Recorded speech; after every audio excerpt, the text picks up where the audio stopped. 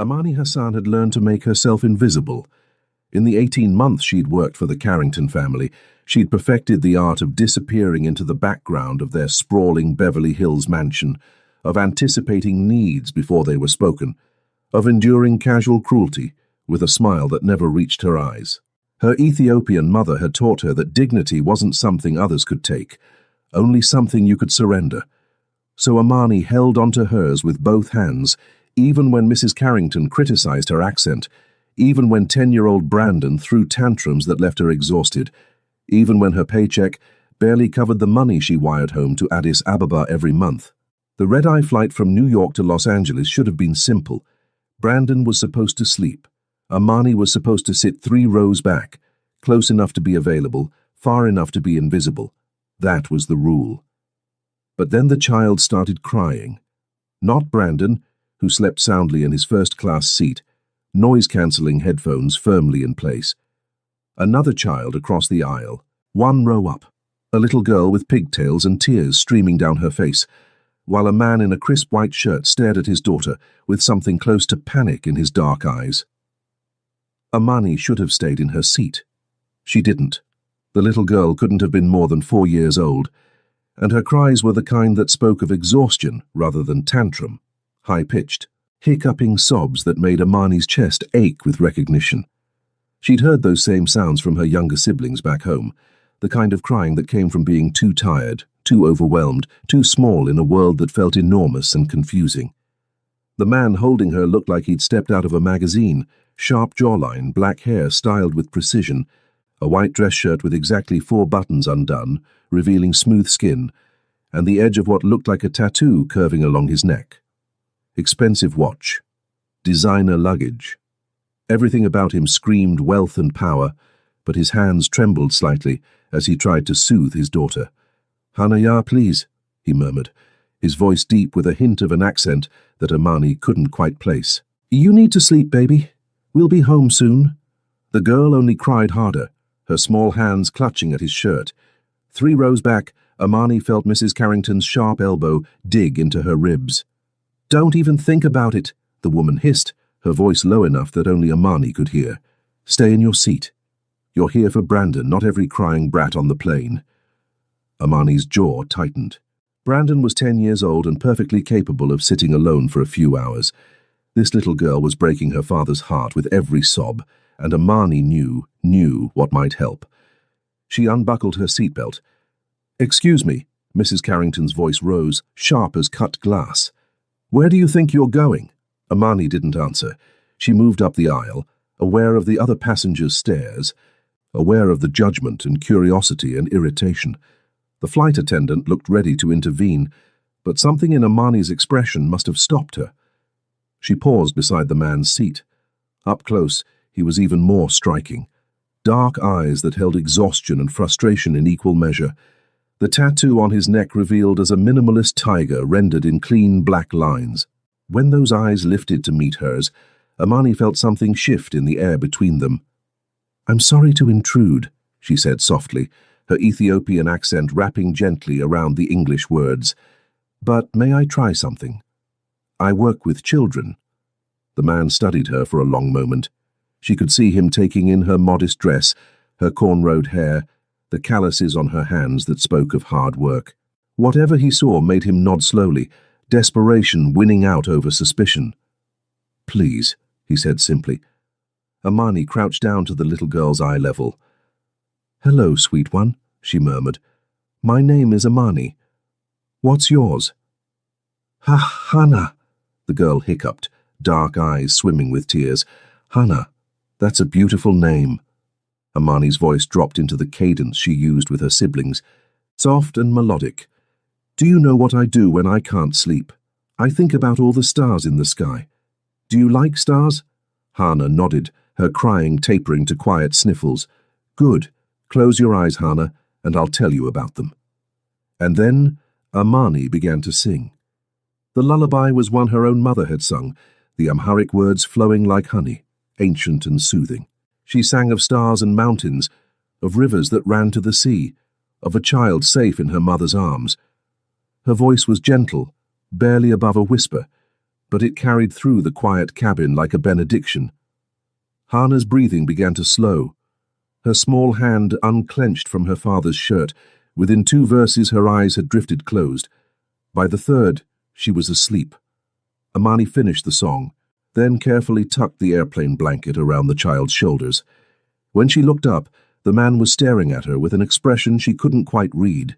Wonder, perhaps, or something deeper. "Thank you," he breathed. "I've been trying for 2 hours. She has an ear infection and the pressure." He trailed off, running a hand through his hair. "Thank you." "It's nothing," Amani said, though her heart felt strangely full. "She's beautiful, you're very blessed." "I am." His gaze lingered on her face. "That song, what language was that?" "Amharic. I'm from Ethiopia." "It was beautiful. You were—" He paused, seeming to search for words. "You have a gift." Heat crept into Amani's cheeks. "Just practice. I have younger siblings." Before he could respond, Mrs. Carrington's voice cut through the moment like a knife. "Amani, get back to your seat now." The man's eyes sharpened, his gaze shifting to the blonde woman 3 rows back. Something changed in his expression, a hardness that hadn't been there before.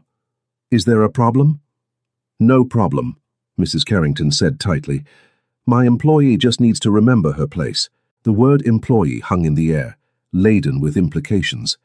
Amani felt shame prickle across her skin, not because of what she'd done, but because of how Mrs. Carrington made it sound, like kindness was something to be ashamed of, like helping a child was overstepping some invisible boundary.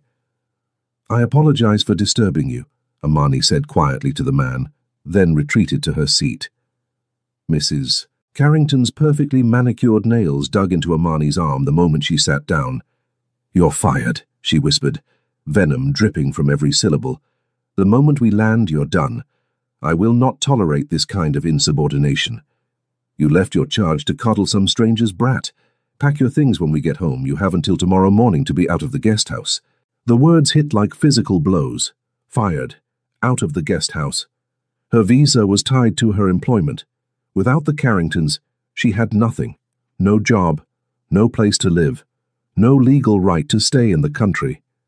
All the money she'd saved, all the sacrifices, the loneliness, the humiliation, for nothing. Amani's hands shook in her lap. She clasped them together, willing herself not to cry. Brandon was still sleeping, oblivious.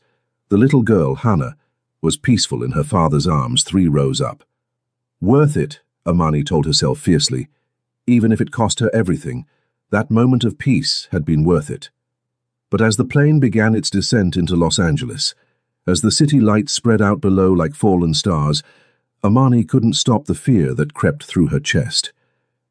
Tomorrow, she would have nowhere to go. No money for a plane ticket home, no way to help her family. 3 rows ahead, Hyunwoo Kim adjusted his daughter in his arms and glanced back at the young woman who'd given him 2 hours of peace. He'd seen the exchange with her employer, heard the cruel dismissal. Something about it settled wrong in his chest, a discomfort he couldn't quite name. He made a mental note to have his people look into the Carrington family, just in case. LAX at midnight was a special kind of chaos, a river of exhausted travelers, the harsh fluorescent lights, the smell of bad coffee, and recycled air. Amani stood near baggage claim with her single battered suitcase and a canvas bag containing everything she owned, watching the Carringtons disappear through the sliding glass doors without a backward glance. Mrs. Carrington had made good on her threat the moment they'd cleared customs. "You're terminated effective immediately. I'll have your final paycheck mailed too. Wherever you end up. Don't bother coming back to the house." Brandon had looked confused. "But who's going to make my breakfast?" His mother had pulled him away without answering. Now Amani stood in the terminal, her phone clutched in one hand, trying to figure out what to do. She had $300 in her bank account, not enough for a hotel room for more than a few nights, certainly not enough for a ticket back to Ethiopia. Her visa would expire the moment her employment was officially terminated. She could be deported. The word tasted like ash in her mouth. "Excuse me." The voice was deep, familiar. Amani turned to find the man from the plane standing a few feet away, his daughter asleep against his shoulder. Up close, under the harsh airport lights, he was even more striking and intimidating. The tattoo on his neck seemed darker now, the tiger's eyes almost predatory. His white shirt was slightly rumpled from travel, but he still carried himself with the kind of confidence that came from power. "I'm sorry," Amani said automatically, though she wasn't sure what she was apologizing for. "Don't apologize." His eyes, dark and intelligent, swept over her suitcase, her obvious uncertainty. "I couldn't help but overhear on the plane. You were fired because you helped my daughter." Shame heated her cheeks again. "It's not your fault. I chose to leave my seat." "Yes, you did. To help a stranger's child." He shifted Hana's weight slightly. "I'm Hyunwoo Kim, and I owe you a debt. You don't owe me anything, really. I should go." "Where?" The question was gentle but pointed. "Where are you going right now?" Amani's throat tightened. I'll find something. A hostel, maybe. A friend." She had no friends in Los Angeles. She had no one. Hyunwoo studied her for a long moment, and Amani had the unsettling feeling he could see straight through her polite lies. "You have nowhere to go," he said quietly. It wasn't a question. She lifted her chin, pride warring with desperation. "I'll figure something out. I always do." "I'm sure you will, but I have a better solution." He reached into his pocket and pulled out a business card, pressing it into her hand. The card was thick, expensive, embossed with a company name she didn't recognize and a phone number. "I need a nanny for Hana. Live-in position, competitive salary. I can help with visa sponsorship." Amani stared at the card, her heart pounding. "You don't know anything about me. I know you sacrificed your job to comfort a crying child. I know you're kind, patient, and good with kids." His expression softened slightly. "I also know you're in trouble, and I'm in a position to help. Consider it mutual benefit. I need someone I can trust with my daughter, and you need a job that won't treat you like you're disposable." It was too good to be true. In Amani's experience, nothing came without strings attached. "Why would you do this for a stranger?" "Because you did something for a stranger," he replied simply. "My daughter, and because—" He paused, his jaw tightening. "I know what it's like to be treated as less than human. I came to this country with nothing. People made assumptions about me based on how I looked, where I was from. I swore if I ever had power, I'd use it differently." There was steel underneath his words, and something else. Truth, maybe. Amani searched his face, trying to find the trap, the catch, but all she saw was exhaustion and sincerity, and a little girl sleeping peacefully against her father's shoulder. "I don't even know you," she whispered. "Then get to know me. Come to the house tomorrow for an interview. Bring your resume. Meet Hana properly. If you don't feel comfortable, walk away. No obligation." His eyes held hers. "But at least give yourself the option." Amani's phone buzzed in her pocket. A message from her mother in Addis Ababa, asking if she'd landed safely, asking when the next money transfer would come. Her younger brother needed school supplies. Her sister needed medicine. Her family needed her. She looked down at the business card, at the Los Angeles address printed in elegant script. "Tomorrow?" she asked quietly. 2:00. "I'll have a car pick you up. Where are you staying tonight?" She couldn't admit she had nowhere. Hyunwoo's expression shifted into something that might have been frustration or pity. She couldn't tell which. He pulled out his phone, typed rapidly, then looked back at her. "I'm sending a car for you now. It'll take you to a hotel. The room is already paid for. 3 nights, in case you need time to think. No strings attached. Whether you come tomorrow or not, you have a safe place to sleep tonight." "I can't accept that." "You can, and you will." His tone left no room for argument. "I have a daughter. If she were ever in your position, I'd hope someone would make sure she was safe. Let me do the same for you." Before Amani could protest further, a Blacktown car pulled up to the curb. The driver emerged, a middle-aged Korean man who greeted Hyunwoo with a respectful bow before reaching for Amani's suitcase. "Min will take you to the hotel," Hyunwoo said. "There's a Korean restaurant on the ground floor. Tell them to put dinner on my account, get some rest, and Amani—" He waited until she met his eyes. "Thank you. For my daughter. Whatever you decide tomorrow, thank you." Then he was gone, disappearing into the Los Angeles night with Hannah still sleeping against his shoulder, leaving Amani standing beside the car with a business card clutched in her hand and hope flickering dangerously to life in her chest. The driver opened the door with a kind smile. "Miss Hassan, please." Amani climbed into the car, her mind spinning. This was crazy. She knew nothing about Hyunwoo Kim beyond the fact that he had money, a daughter, and apparently the kind of pull that could arrange hotel rooms and cars with a single phone call. But as Min drove her through the glittering streets of Los Angeles, past palm trees and skyscrapers, and the distant glimmer of the ocean, Amani couldn't shake the memory of Hyunwoo's eyes when she'd sung to his daughter. The gratitude, yes, but also something else. Recognition, maybe. The look of someone who understood what it meant to fight for every small piece of dignity in a world that wanted to strip it away. Maybe, just maybe, this was the miracle her mother had always prayed for. The house wasn't a house. It was an estate. Amani stared through the car window as Min drove through wrought-iron gates that opened onto a winding driveway, lined with sculpted hedges and flowering trees. The property sprawled across what must have been several acres in the Hollywood Hills, the main house a stunning blend of modern glass and natural stone that seemed to grow out of the hillside itself.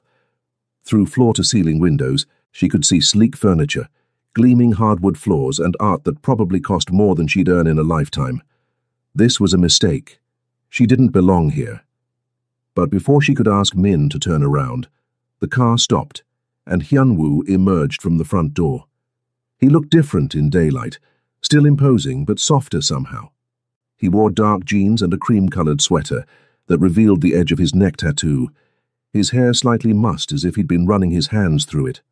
When he smiled, it transformed his entire face. "You came," he said, and she heard genuine relief in his voice. "I almost didn't." Honesty seemed safer than pretense. "I'm glad you're here." He gestured toward the house. "Come in." Hannah's been asking about the singing lady all morning. The interior was even more breathtaking than the exterior, an open concept space where natural light poured through massive windows overlooking the city. But what struck Amani most wasn't the luxury. It was the subtle touches that spoke of a home rather than a showpiece. Hannah's toys were scattered near the fireplace. A children's book lay open on the couch. Crayon drawings covered one section of the refrigerator, held up by magnets. "Daddy! Daddy! Is she here?" A small whirlwind burst into the room. Hannah, wearing a pink dress and light-up sneakers, her pigtails bouncing as she ran to her father. When she spotted Amani, she stopped, suddenly shy. Hi, Hannah." Amani crouched down, making herself small and non-threatening. "How are your ears feeling today?" "Better. Daddy gave me medicine." Hannah inched closer. "Will you sing again?" "Maybe later, if your daddy says it's okay." Hyunwoo watched the interaction with an unreadable expression. "Why don't you show Amani your playroom, Hannah? I need to talk to her for a few minutes first, and then she can play with you." Hannah's face lit up. "Okay, come on." She grabbed Amani's hand with complete trust and pulled her down a hallway decorated with more of her artwork. The playroom was a child's paradise. Shelves of books, bins of toys, a dress-up corner, even a small stage with a karaoke machine. But Hannah bypassed all of it, dragging Amani to a wall covered in photos. "That's my daddy," she announced, pointing to a picture of Hyunwoo in a suit, looking severe and powerful. "And that's me when I was a baby. And that's Halmayoni, my grandma. She lives in Korea, but she visits sometimes. And that's—" her voice wavered. "That's my mommy. She's in heaven now." The photo showed a beautiful Korean woman holding infant Hannah, her smile radiant but her eyes tired. Something about the image made Amani's chest ache. "She was very pretty," Amani said gently. "You look like her." "Daddy says she had the best smile." Hannah's finger traced the edge of the frame. "I don't remember her much. She got sick when I was 2. Daddy says she loved me very, very much. I'm sure she did, sweet one." "Do you have a mommy?" "I do. She's in Ethiopia. That's very far away." "In Africa." Hannah's eyes widened. "Africa? With lions and elephants? Some parts, yes. Where I'm from, there are mountains so tall they touch the clouds. Wow. Hannah considered this seriously. I want to go there someday. Will you take me? Before Amani could answer, Hyunwoo appeared in the doorway. Hannah, why don't you show Amani your favorite book? I'll be right back. Once Hannah was occupied, he led Amani to his office, a sleek space with a massive desk, built-in bookshelves, and a view that stretched all the way to downtown Los Angeles. He gestured for her to sit, then settled into the chair across from her, rather than behind the desk. Thank you for coming, he began. I want to be upfront with you about the situation. Hannah's mother, Soo Jin, died 2 years ago from cancer. Since then, I've had 4 nannies. None of them lasted more than 6 months. Amani's heart sank. Why not? Honestly, because of me. His expression turned rueful. I work long hours. I'm demanding. I have high standards when it comes to my daughter's care, and He paused, seeming to choose his words carefully. My business requires discretion. The people who work for me need to be trustworthy, and trust doesn't come easily to me. What kind of business? Amani asked, though she wasn't sure she wanted to know. Import-export, real estate, investments. His tone was smooth, practiced. Nothing you need to worry about, but it means I keep irregular hours and sometimes I need to travel on short notice. Hannah needs stability, someone who can be consistent when I can't be. There was something he wasn't saying. Amani could feel it in the space between his words, but she also understood desperation when she saw it, and Hyunwoo Kim was desperate for someone who would care for his daughter with genuine love, rather than just professional courtesy. What would you need from me? She asked. Childcare primarily, school drop-off and pick-up. She's starting pre-K in the fall. Meals, bedtime routine, playtime, educational activities, basic household management related to Hannah, laundry, tidying her spaces. You'd have your own suite in the West Wing, complete privacy. Salary is $5,000 a month plus room and board, health insurance, and I'll sponsor your work visa. $5,000. Amani's mouth went dry. The Carringtons had paid her $1,800, and that had seemed like a fortune. That's too much, she whispered. It's less than you're worth, Hyunwoo countered. You lost your job because you showed kindness to my daughter. The least I can do is make sure you're compensated fairly. And Amani? His eyes met hers, dark and intense. I saw how you were treated yesterday.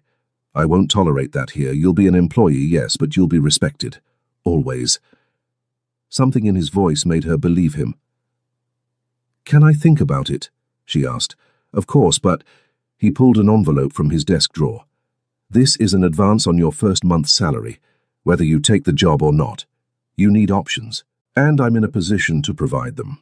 No strings. Amani stared at the envelope, pride warring with need. I can't just take your money. You're not taking it. You earned it.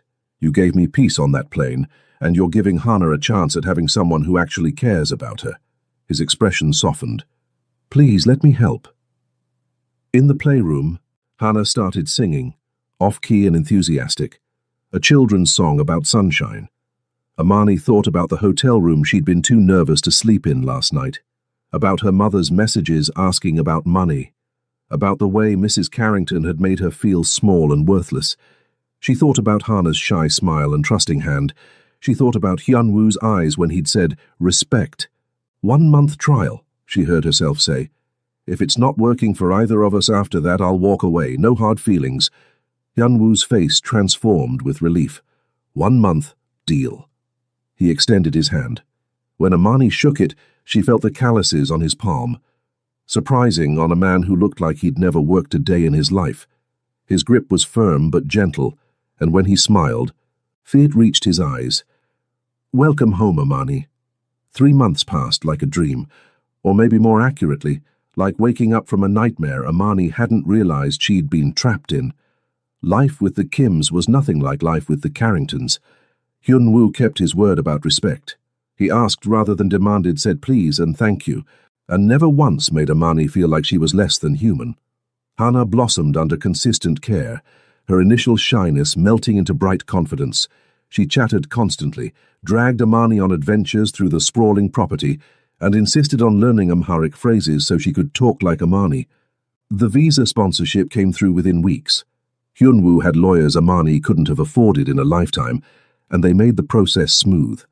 Her status changed from precarious to stable, and with it, the constant knot of anxiety in her chest began to loosen. She sent money home every month now, real money enough that her mother cried on their video calls. Enough that her brother could stay in school, her sister could get the medicine she needed. Enough that Amani could save some for herself, building a cushion against future disasters. But it wasn't just financial security that changed her. It was the way Hyunwoo looked at her sometimes, like she mattered, like her opinion held weight. It was the way Hana would climb into her lap during story time and whisper, "I love you, Amani." It was the sense of belonging that had been absent from her life since leaving Ethiopia. She tried not to think about the other thing, the way her pulse quickened when Hyunwoo came home late at night, his white shirt untucked and his hair disheveled, the way his rare smiles made her stomach flip, the way his hand would brush hers when they both reached for Hana at the same time, and the electricity that would arc between them in those brief moments of contact. He was her employer. She was his employee. That line was sacred. But lines, she was learning, had a way of blurring. It was a Friday evening in late October when everything shifted. Hyunwoo had been away on business for 3 days. A trip to San Francisco that he'd been vague about, the way he was vague about most of his work.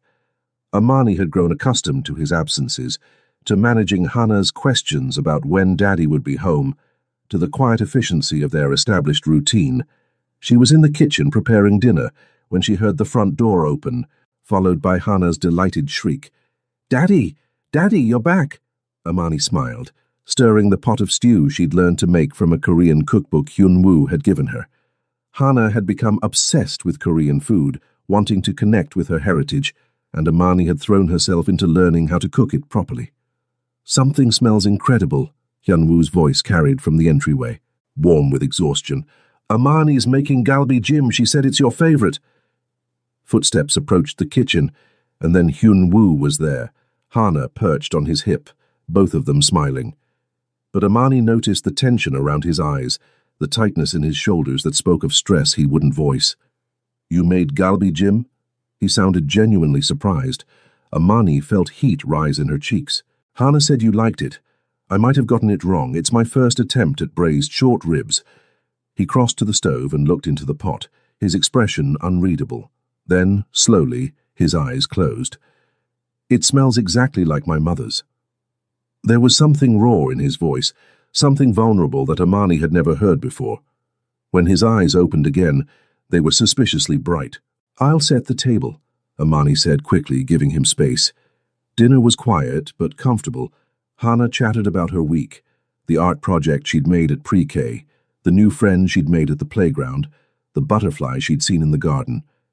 Hyunwoo listened with complete attention, asking questions, making her laugh. But every so often, his gaze would drift to Amani, and she'd feel that spark again, that awareness that was becoming harder to ignore. After Hana was tucked into bed, a process that involved 3 stories, 2 lullabies, and extensive negotiations about whether she could have a nightlight shaped like a unicorn, Amani returned to the kitchen to find Hyunwoo still at the table, a glass of whiskey in his hand. "You should rest," she said gently. "You look exhausted. Sit with me for a minute." It was framed as a question, but his eyes held something close to pleading. Amani hesitated, then took the chair across from him. This felt different from their usual interactions, more intimate somehow. The house was quiet around them, the city lights twinkling through the windows like earthbound stars. "Thank you," Hyunwoo said finally. "For the meal, for taking care of Hana, for—" He trailed off, his fingers tracing the rim of his glass. "For making this place feel like a home again. It hasn't felt that way since Sujin died. Hana makes it easy. She's a wonderful child. She is, because of you." His eyes met hers, dark and intense in the dim lighting. "When I hired you, I thought I just needed help with childcare. But you've given us so much more than that. You've given Hana stability, laughter, love, and you've given me—" He paused, seeming to struggle with words. "Peace. For the first time in 2 years, I don't feel like I'm drowning. Amani's throat tightened. You're a good father, Hyunwoo. Hana knows she's loved. Thanks to you. He set down his glass, his expression shifting into something she couldn't quite read. I need to tell you something about my business. Amani's stomach dropped. This was the moment she'd been half expecting since she moved in. The revelation that would explain the expensive lawyers, the odd hours, the men in dark suits who sometimes came to the house for meetings Amani was never present for. You don't have to. I do. His jaw tightened. You should know who you're working for. My family's business isn't entirely legal. We started with legitimate real estate, but my grandfather also built an organization that operates in the shadows. Protection services primarily. Some imports that bypass certain regulations. Nothing that hurts people. I have rules about that. But still, not legal. The word hung in the air between them. Mafia. He was describing the mafia. Amani should have been terrified. She should have walked out right then, visa or no visa, job or no job. But all she could think was how carefully he'd treated her, how much he loved his daughter, how the men who came to the house always called him Sajangnim, with genuine respect rather than fear. Does it put Hana in danger? She asked quietly. I've made enemies, yes, but I've also built walls around my family. Guards, security systems, protocols. No one touches my daughter. Ever. And me? His eyes darkened. You're under my protection, too. Anyone who even looks at you wrong would answer to me. There was steel in those words, and promise, and something else that made Amani's breath catch. Why are you telling me this? She whispered. Hyunwoo leaned forward, his elbows on the table, his gaze never leaving hers. Because I'm tired of secrets. Because you deserve honesty. And because... He paused, his hand reaching across the table to rest near hers, not quite touching. Because what I'm feeling for you is becoming impossible to hide, and you should know exactly who and what you'd be getting involved with if you feel anything close to the same. The confession hung in the air between them, electric and dangerous and undeniable. Amani's heart hammered against her ribs. She should pull away. She should maintain that professional line. She should protect herself. Instead, she let her fingers slide the final inch to touch his. I feel it too, she breathed. And outside, in the darkness beyond the windows, someone was watching. The man watching from the shadows had been patient. 3 months of surveillance, of tracking patterns, of identifying weaknesses. Hyunwoo Kim was careful, paranoid even, but everyone had blind spots. And his biggest blind spot was currently sitting at his kitchen table, holding his hand like she had every right to be part of his world. The Ethiopian nanny. Marcus Chen had done his research. Amani Hassan, 26 years old, work visa sponsored by Kim, no criminal record, no red flags, just a woman trying to survive in a foreign country, who'd stumbled into the orbit of one of Los Angeles's most powerful Korean crime bosses. She was leverage, and leverage was exactly what Marcus needed. Inside the house, Amani became aware of headlights sweeping across the driveway, unusual for this time of night. Hyunwoo's entire body went rigid, his hand tightening around hers for just a moment before he released her and stood in one fluid motion. Stay here, he commanded, his voice transformed from soft to steel. Lock the door behind me. If anything happens, there's a panic button under the kitchen counter. It alerts my security team. Hyunwoo! But he was already moving, pulling a phone from his pocket and speaking rapid Korean to someone on the other end.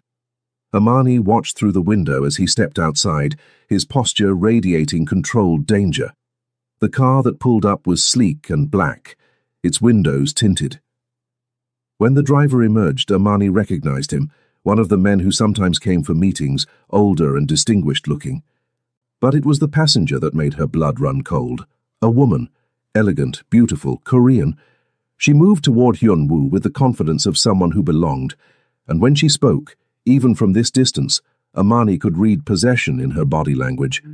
Jealousy, sharp and unexpected, sliced through Amani's chest. The conversation was brief. Hyunwoo's posture remained rigid, his responses clipped.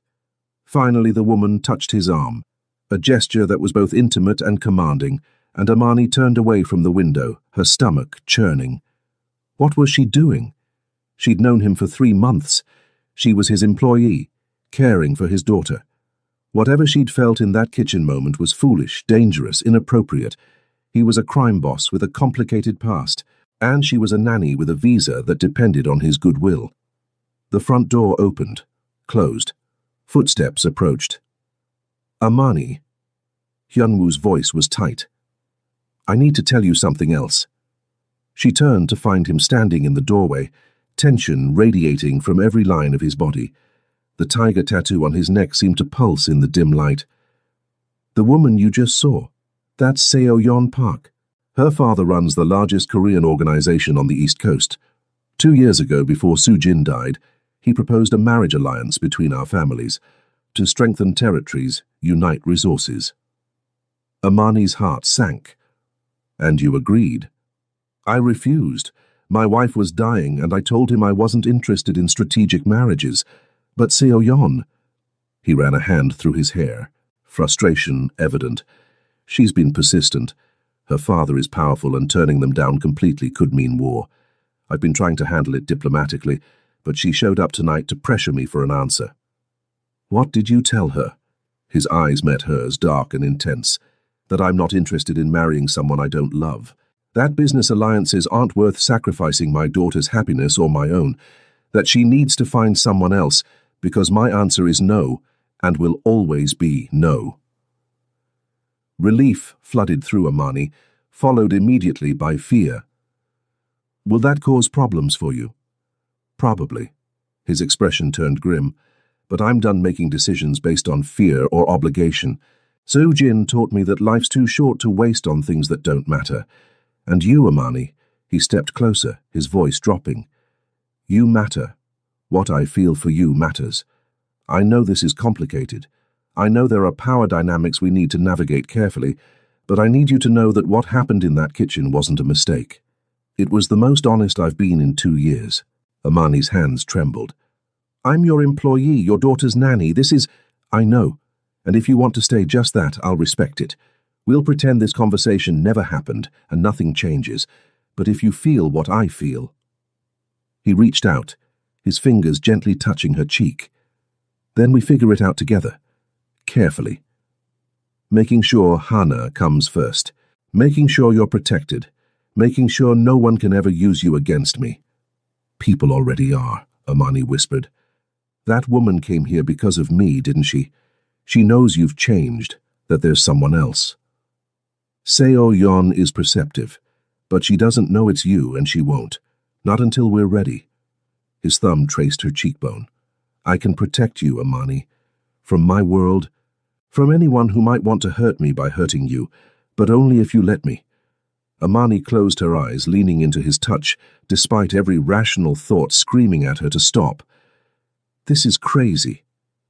Completely insane, he agreed. But also, the first thing that's felt right since Soo-jin died. You brought light back into this house, you made my daughter laugh again, and you made me remember what it feels like to hope for something beyond just surviving. When Amani opened her eyes, she found him watching her with an expression so tender it made her chest ache. One condition, she said quietly. We do this slowly. We protect Hana first. She can't get attached to something that might not last. And I need to stay employed. Keep my independence. I won't be dependent on you the way I was on the Carringtons. Agreed. You'll always have your own income, your own space, your own choices. His hand moved to cup her jaw. And Hana's happiness is always priority number 1. We take this at whatever pace feels right. What if people find out? What if it puts Hana in danger? Then we'll deal with it. Together. His forehead rested against hers. I've spent 2 years building walls to keep everyone at a distance, but you just walked right through them by singing to my daughter on an airplane. And I don't want you to leave. I don't want to leave either, Amani admitted. Then stay, not just as Hana's nanny, as whatever we become. When he kissed her, it was gentle, a question rather than a demand. Amani answered by rising on her toes. her hands fisting in his shirt, letting herself fall into the warmth and safety she'd been craving since the moment her lips had curved into a smile for a crying child. Outside, Marcus Chen made a phone call. "I've got what we need. The nanny's the weak point. When do you want me to move?" The voice on the other end was cold, calculating. "Soon, but let them get comfortable first. Let Kim think he's safe. Then we take everything from him, starting with the people he loves." 18 months later, the restaurant overlooked the Pacific, its floor-to-ceiling windows framing a sunset that painted the ocean in shades of gold and amber. Amani stood on the balcony, the engagement ring on her finger catching the fading light. A simple band with a single diamond, elegant and understated, exactly her style. "Amani, come see." Hana's voice carried from inside, where she was showing the ring to Hyunwoo's mother, who'd flown in from Seoul for the celebration. The past year and a half had been anything but easy. Marcus Chen's attempt to kidnap Hana had failed thanks to Hyunwoo's security measures, but the threat had forced difficult conversations about the future. Hyunwoo had started the slow process of legitimizing his business operations, separating himself from the illegal aspects his grandfather had built. It would take years, maybe decades, to fully clean the family name, but he was trying. For Hana. For Amani. For the family they were building. The engagement had come 3 months ago on a quiet evening after Hana had gone to bed. No grand gesture, just Hyunwoo's trembling hands and earnest eyes, asking if she'd be willing to build a life with him, knowing it would never be simple. Amani had said yes without hesitation. They weren't rushing into marriage. Both wanted to be sure Hana was comfortable with the transition, that Amani's visa situation was permanently resolved, that they'd weathered enough storms together to trust their foundation. But they were engaged, committed, building something real. Inside, Hana laughed at something her grandmother said, the sound pure and bright and full of joy. Hyunwoo appeared beside Amani, his arm sliding around her waist. "Happy," he murmured, pressing a kiss to her temple. Amani leaned into him, watching the sun sink into the ocean, thinking about airplanes and lullabies and the strange, beautiful way life could change in a single moment of kindness. "So happy," she whispered, "so incredibly happy." And somewhere in the distance, a child sang, off-key and enthusiastic, a melody that sounded like home.